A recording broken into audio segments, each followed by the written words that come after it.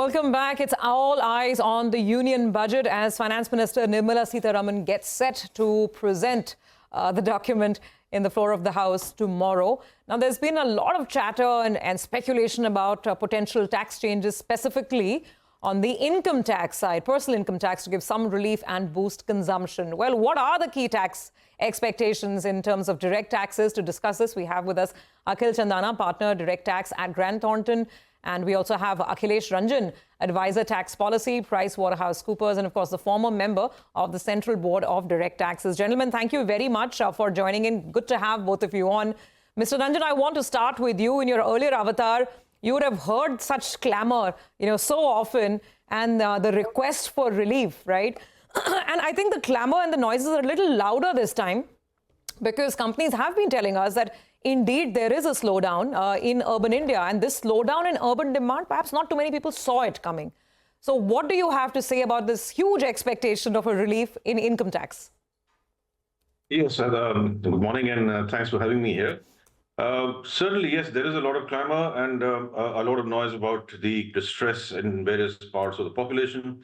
There are, of course, economic concerns. I think the concerns on private investment, the concerns on skill upgradation, on employment, job creation, a whole lot of things. But it's quite refreshing to see the focus on the middle class this time. This is a class which I think, very important, not just because of the numbers in the population, but because it really contributes, or it can contribute tremendously to economic growth. It is also the repository of talent, which is, I think, something we need for long-term sustained growth. So the noise is good. The discussion is nice. Let's see what ultimately comes out. What are the constraints of the government? Coming to the tax structure, I think I would talk essentially about the so-called middle class as far as direct tax is concerned, which would be people earning between 5 lakhs and 25 lakhs. In my view, that is the class to be seen. This class covers about more than 3.5 crore of taxpayers, and this is, I think, the main backbone of the tax collection system.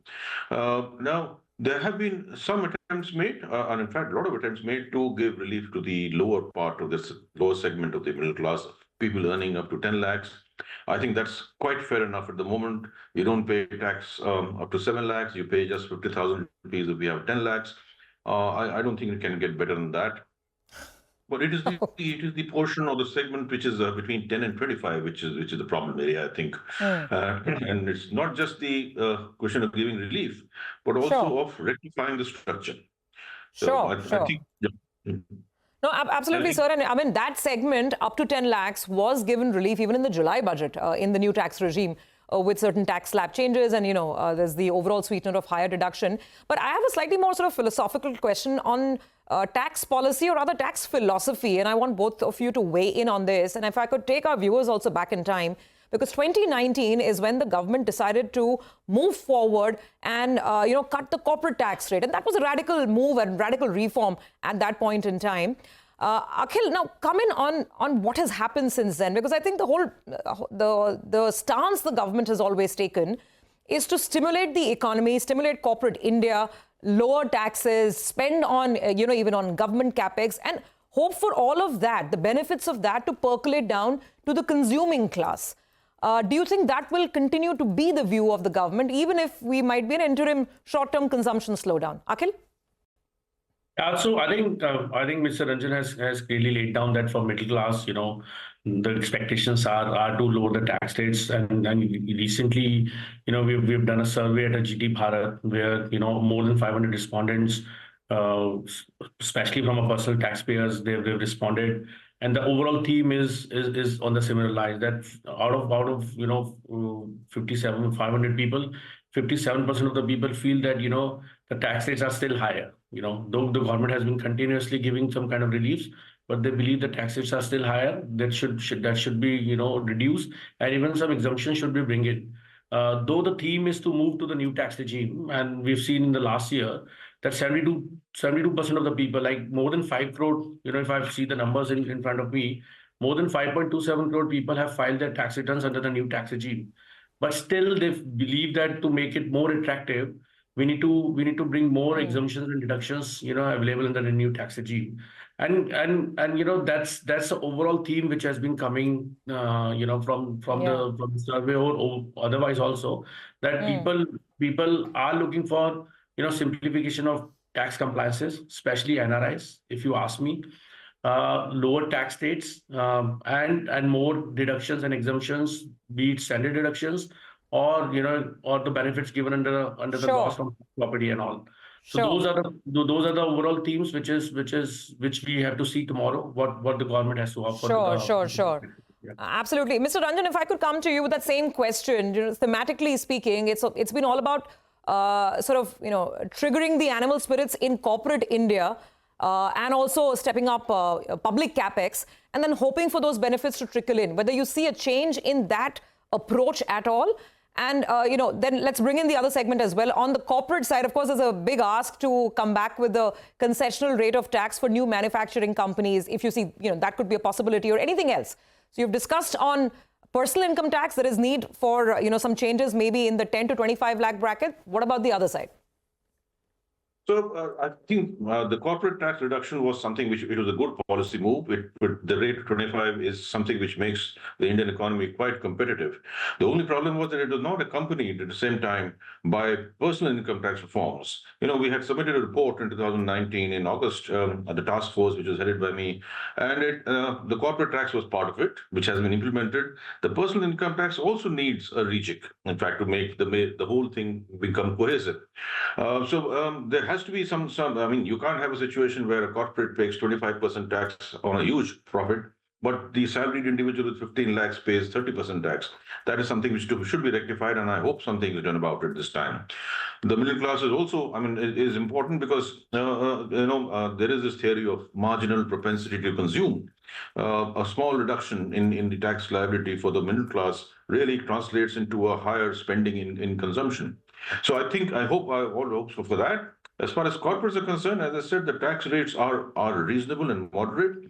There are other concerns out there. There are concerns of tax certainty, of litigation, concerns which are bordering around how can the government incentivize manufacturing. The last time we had the concessional rate, it didn't really take off probably because there were so many other concerns or other risks that the investors feel that they're in the economy.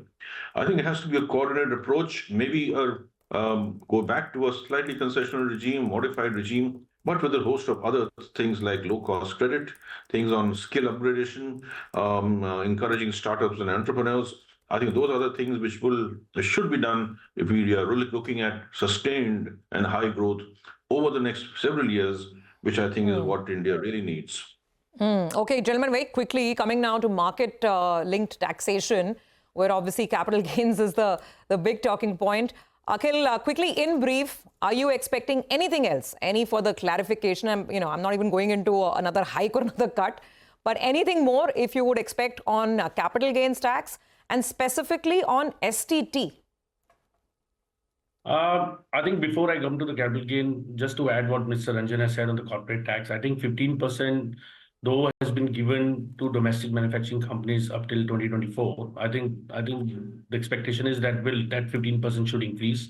With the years, the benefit should increase and even extend to more other than domestic companies to GCCs and all. And there's a buyback, of shares. That addressing taxation on that is very much expected by the people. They can come up with, I think everyone knows what the expectations are there. Now coming to capital gain, I don't see, any change happening.